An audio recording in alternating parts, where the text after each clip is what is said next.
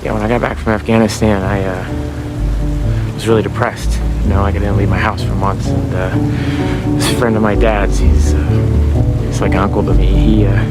He helped me out and he gave me a purpose.